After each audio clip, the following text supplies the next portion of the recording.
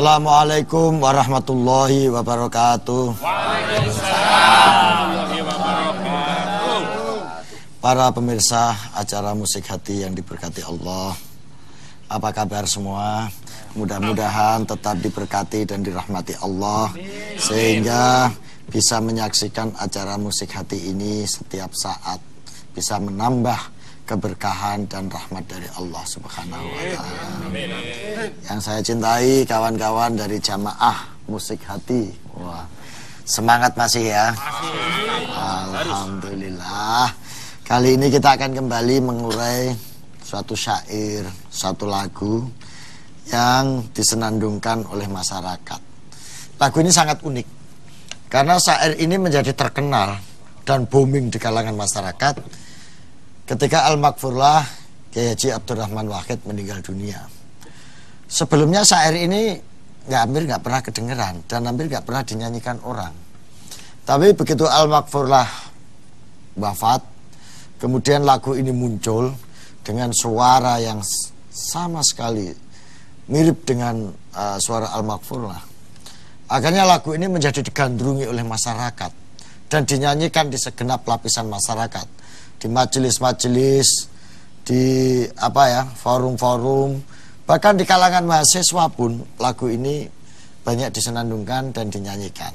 Nah, saya tidak tahu ini syairnya namanya syair apa, judulnya apa, tapi orang menyebut syair ini dengan sebutan syair Gus Dur. Ini nanti menarik, makanya kita akan mencoba mengupas syair ini, karena ini juga menjadi tanda tanya di kalangan masyarakat. Sebetulnya ini ciptaan siapa, karya siapa yang disebut dengan syair Gus Dur ini gitu. Dan yang menarik lagi seperti yang katakan tadi itu, ini menjadi booming dan dikenal masyarakat luas ketika Al-Maghfurlah pergi meninggalkan kita. Bahkan di RBT handphone itu banyak di-download syair ini. Nah, kira-kira syairnya kayak apa? Coba Melati ya sedikit senandungkan dari syair Gus Dur ini. Yang bahasa Jawanya aja, yang mulai dari syair Jawa aja. Ngawiti ingsun nglarasi iran kepareng muji dateng pangeran kang paring rahmat lan kenikmatan rino wengine tanpa pitungan rino wengine tanpa pitungan. Syair berikutnya. Duh bala kanca priya wanita aja mung ngaji syariat bloko kur pinter dongeng nulis lan maca tembe mburine bakal sengsara tembe mburine bakal sengsara. Syair berikutnya, ini yang paling menarik di antara syair ini. Nih. Akeh kang hafal Quran hadise seneng ngafirke marang liyane kafire dewe gak dikateke yen ise kotor hati akale yen ise kotor ati akale. Masya Allah, dalam sekali sebetulnya saya, cuma bahasa Jawa. Nanti kan kita terjemahkan. Paham kamu, Din? Itu tadi saya ini. Iya, syair itu. Iya. Paham enggak? Ketawa ketiwi enggak paham. Wakilah berdasarkan informasi yang ada, catatan-catatan yang ada, sebetulnya syair ini dibikin oleh Kiai Haji Nidhamul Mustofa. Jadi Nidhamul Mustofa seorang ulama dari jamaah Thorekoh Qadiriyah wan Naqsabandiyah. Beliau ini ada di Sidoarjo, pemimpin pondok pesantren Al-Sofa wal Wafa. Jadi ini sebetulnya yang membuat syair ini, gitu. Nah, Kiai Haji Nidhamul Mustofa ini adalah seorang ulama ahli tasawuf yang memiliki jamaah yang cukup banyak. Jadi di sana itu di pondok pesantren beliau itu setiap minggu, setiap saat ya keselapanan itu diadakan ngaji torekoan namanya, yaitu ngaji ilmu torekoh.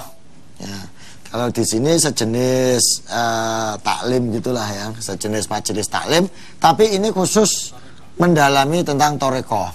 Torekoh itu tasawuf, sufi, itu spiritualitas Islam.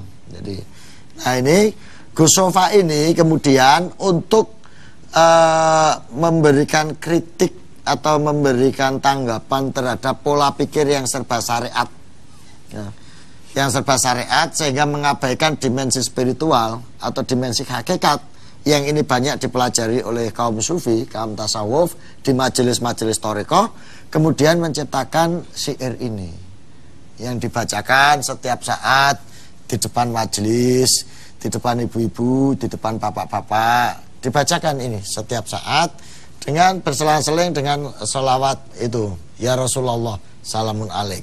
Ketika dia baca satu syair, kemudian jamaah menjawab, ya Rasulullah salamun alaik, ya rafi'atani wal darajid,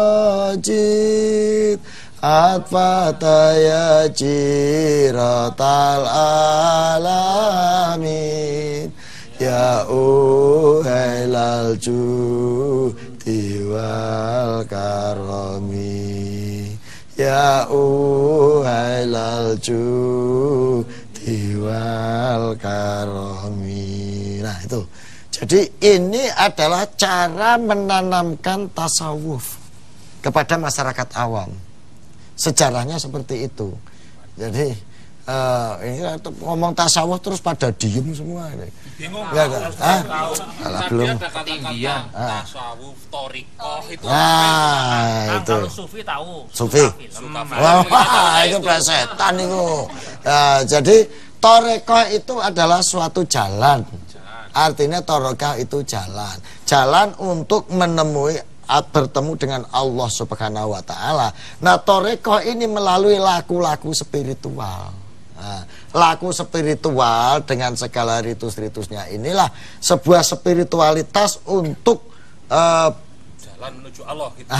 Kira-kira seperti itu. Itu namanya thariqah. Ritualnya itu namanya thariqah. Tetapi perilaku atau pahamnya ini dinamakan tasawuf. Nah, gitu loh. Jadi ritusnya itu dikatakan thariqat, ajaran-ajarannya dinamakan tasawuf. Kalau sufi orangnya gitu. Orang yang sedang mempelajari atau melakukan laku tasawuf itu sufi.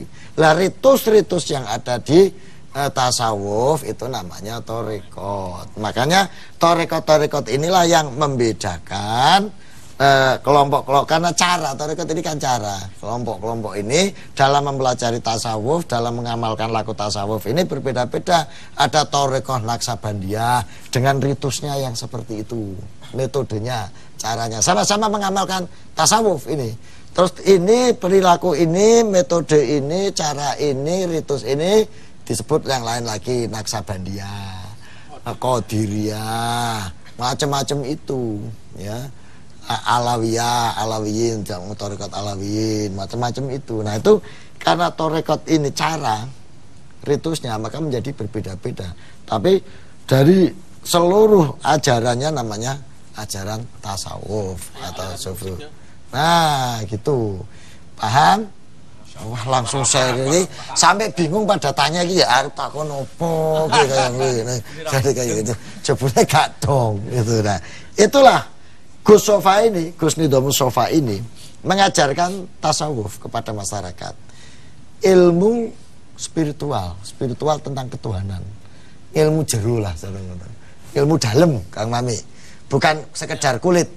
Tak kulit itu syariat. Nah, yang masih prosedural, simbol-simbol kulit itu syariat. Tapi kalau torekot, tasawuf itu yang dalamnya, isinya, spiritnya. Kira-kira sederhananya seperti itu daripada kalian pada bingung domblong semuanya. Nah, gitu. Nah, upaya untuk mengenalkan, mengajarkan bagian dari ilmu ajaran-ajaran tasawuf ini melahirkan syair ini. Syair yang sementara ini orang menyebutnya ini syair Gus Dur karena populernya ini ketika Gus Dur meninggal dan orang menyangka ini dinyanyikan oleh Gus Dur dalam suatu kaset atau apa itu ya. Gitu sejarahnya dari syair Gus Dur ini gitu. Nah, inilah Jawa lah, nanti akan kita terjemahkan. Nanti akan kita terjemahkan untuk kita dalami maknanya pada segmen berikutnya.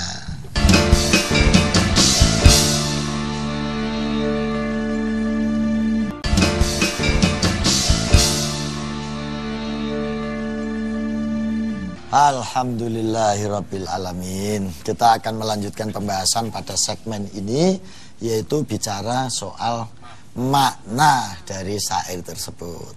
Kalau kita ulang ya, coba yang ngawiti ingsun nglarasi iran terus muji marang pangeran. Nah, jadi kalimat ini dimulai dari ngawiti ingsun nglarasi, saya akan memulai untuk membaca suatu syair dengan memuji kepada Allah Subhanahu wa ta'ala. Jadi sebelum baca syair, sang pengarang memuji syukur dulu kepada Allah Subhanahu wa ta'ala. Kayak wong pidato. Nah, ini kan orang pidato sebetulnya. Pertama-tama kami ucapkan syukur kepada Allah Subhanahu wa ta'ala yang maha mulia. Nah, terus baru di situ setelah pembukaan itu baru diteruskan duh bolo konco. Nah, itu gimana tuh syairnya tuh?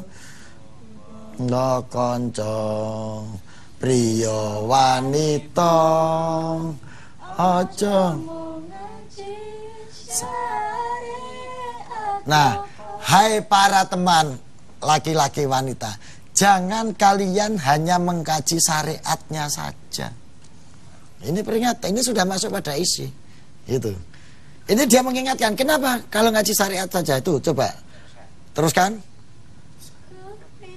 Gur pinter dongeng nulis lan maca. Heeh. Tembe murine bakal sengsara. Nah, kalau Anda cuma belajar syariatnya doang, ya, itu ibaratnya hanya pinter menulis dan membaca saja, nggak ngerti kandungan makna yang lebih dalam, dan itu besok-besoknya bakal bisa sengsara. Artinya apa? Di sini Gus Sofa sebagai musonaf ngarang kitab mengingatkan kepada kita, bahwa urip itu jangan hanya belajar syariatnya saja. Cobalah dalami isinya dari syariat itu melalui ilmu-ilmu tasawuf atau melalui laku toreko spiritual terhadap keagamaan. Jadi maka ini syair ini menunjukkan, mengajarkan pada ilmu torekot, pada ritus-ritus torekot pada masyarakat. Karena dia mengingatkan bahwa ojo syariatnya saja. Kalau hanya syariatnya saja itu ibaratnya orang hanya mengerti nulis dan bacanya doang, tapi nggak bisa menghayati, nggak bisa mendalami. Dalam bahasa Jawa nek gak ono internalisasi. Nah, itu. Ya. Apa mandu arep takon apa piye? Iya, ini. Nah, gimana? Serada kenceng suaramu ki. Yang gak keras. Biasanya dalam Al-Quran itu surat-surat Al-Quran kan ada kaidah urutan sistematika ya. Dalam sholawat juga ada kaidah urutan sistematika.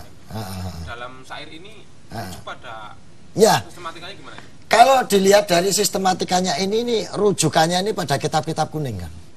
Nah, kitab kuning itu warnanya kuning. Ya, kitab rujukan pesantren. Masya Allah. Iki ketone santri tapi kok enggak ngerti.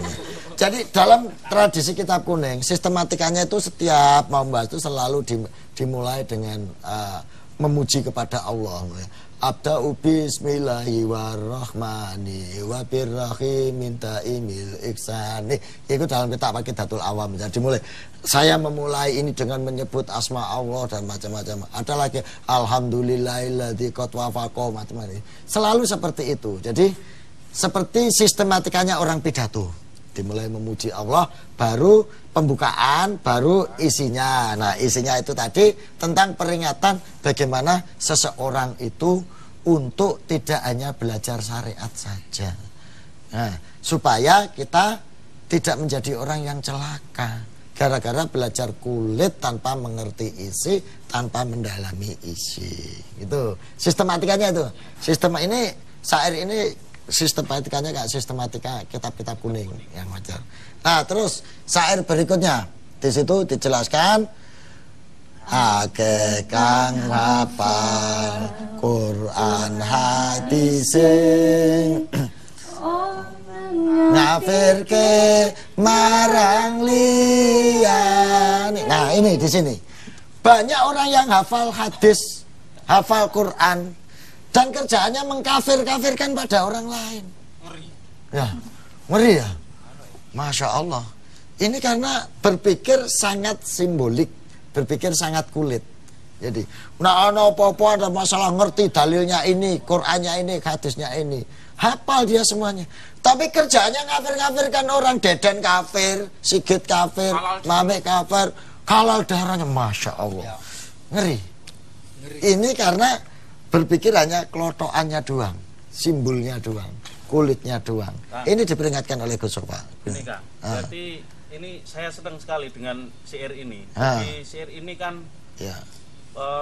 Bagi sebagian orang ini sangat mengena. Ya. Jadi, karena ini menceritakan bagaimana orang seharusnya mempelajari Islam. Lah, betul. Jadi yang mau saya tanyakan ini kan, bagaimana sebenarnya kita mempelajari Islam yang benar? Ini kan ada syariat, ada thariqah. Nah, ini bagaimana? Ada tasawuf ini. Mana yang lebih dulu harus kita pelajari kan ini? Gini, wah ini pertanyaan. Kelihatannya diem tapi ya luar biasa loh kalau tanya. Cara begini ya, memang dalam mempelajari Islam yang paling gampang itu belajar dari syariatnya dulu. Karena syariat itu kan artinya jalan. Syariat itu jalan. Nah, pengen tuh tujuan kan roh dalanin dhisik. Tetapi syariat ini jangan sampai dijadikan tujuan. Karena kadang orang menjadikan syariat sebagai tujuan. Apa-apa harus syariat, apa-apa harus syariat. Akhirnya tujuan dikorbankan untuk mencapai jalan. Kan ini kadang yang nggak benar gitu, Kang Abed. Jadi pelajari Islam yang benar adalah Islam yang bisa membawa rahmat. Syariatnya benar, hakikatnya cocok. Nah gitu loh, Kang Abed. Bukan berarti syariat nggak penting, bukan. Ibaratnya begini, sampean arep lunga ning Jakarta, syariatnya itu kudu numpak bis. Nah, atau numpak pesawat, nganggo sarana. Karena Anda masih orang biasa, orang yang wajar. Tetapi kalau ada orang yang bisa naik pesawat terbang ke sana, kan boleh, itu tidak harus naik bis. Tapi tidak harus semua orang naik pesawat. Itu hanya orang-orang tertentu yang sudah mencapai makom tertentu untuk bisa naik pesawat. Anak wong biasa-biasa kuatnya cuma naik ongkos bis, ya nggak apa-apa. Nah, itu syariat itu seperti itu. Paling dasar yang bisa dijangkau oleh orang awam untuk mengamalkan ajaran agama. Itu syariat. Tapi Anda jangan berhenti di situ.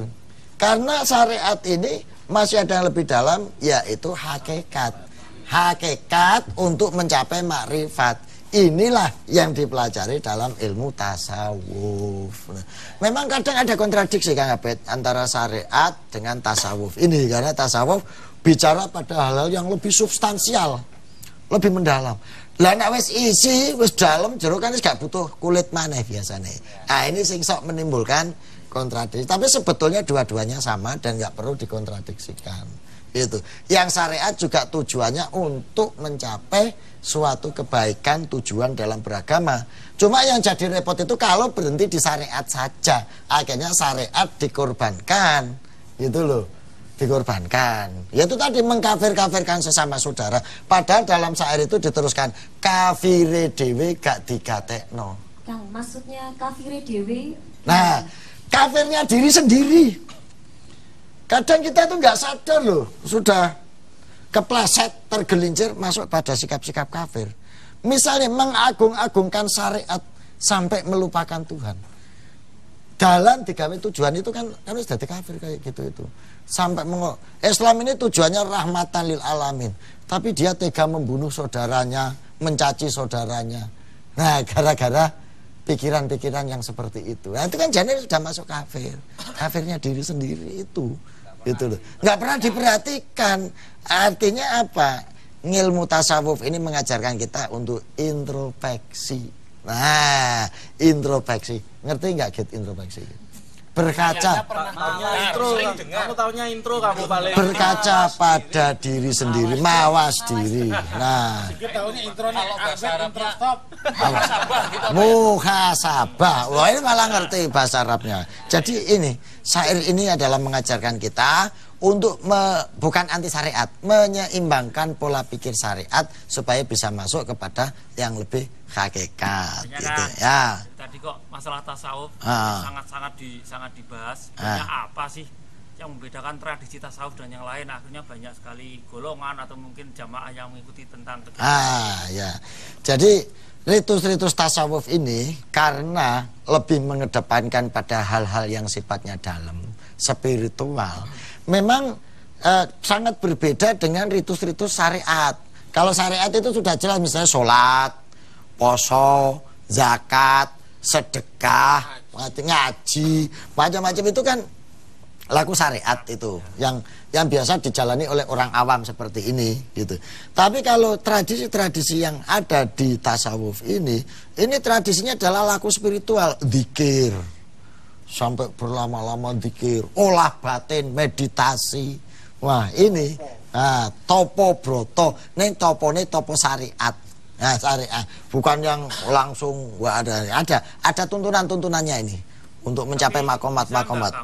Katakanlah saya sudah sampai tingkatan tasawuf ya, akhirnya tidak menjalankan ke yang syariatnya, boleh nggak kayak gitu? Nah, itu orang ukurannya sudah bukan syariat lagi kalau sudah seperti itu. Nggak bisa, channelnya beda mas, channelnya lain. Kalau dilihat dari syariat ya ini nggak bisa. Nah, itu ibaratnya Anda mendengarkan musik jazz ya dengan perspektif dangdut.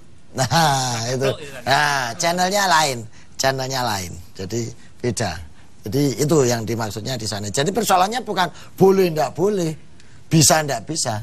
Ini ada makomat tersendiri.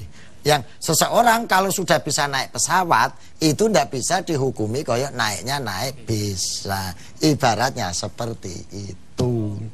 Ya.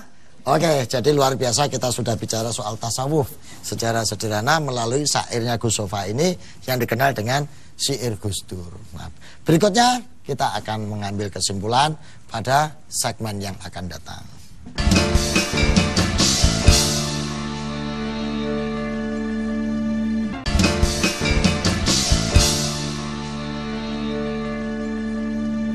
Alhamdulillah. Jadi ini membahas sesuatu yang sangat berat sebetulnya. Tetapi ya yang namanya ilmu tasawuf itu ilmu tua. Ya, kasepuan gitu ya.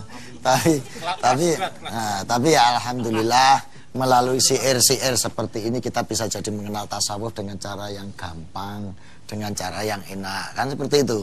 Jadi syair tadi itu juga mengingatkan kepada kita supaya kita bisa bersikap lebih arif. Jangan mentang-mentang kita sudah ngibadahnya secara syariat sudah komplit, udeng-udengnya saban serep, wah luar biasa, sholatnya sampai batuk ngetuk gitu. Akhirnya semua orang dianggapnya berdosa, semua orang dianggapnya jadi intipnya neraka, sampai jadi orang kafir, kurang islami macam-macam. Nah, itu padahal Sikap-sikap seperti itu bisa menyebabkan seseorang menjadi riak.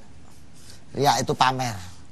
Nah, sombong, pamer terhadap amal ibadahnya. Itu tidak boleh. Itu bisa menggelincirkan orang pada sikap-sikap kekafiran itu tadi, yaitu pamer terhadap ibadah yang sudah dilakukan. Makanya syair tadi itu mengatakan kafire dhewe gak digatekne. Karena sibuk ngurusi kesalahan-kesalahan, mengkafir-kafirkan orang lain, padahal itu juga saudaranya sendiri. Jadi, makanya ilmu tasawuf itu mengajarkan kepada kita intinya untuk tetap lembah manah, andap asor, senantiasa introspeksi, mawas diri. Karena itu adalah sikap yang paling bisa mempertemukan kita kepada Allah Subhanahu wa taala.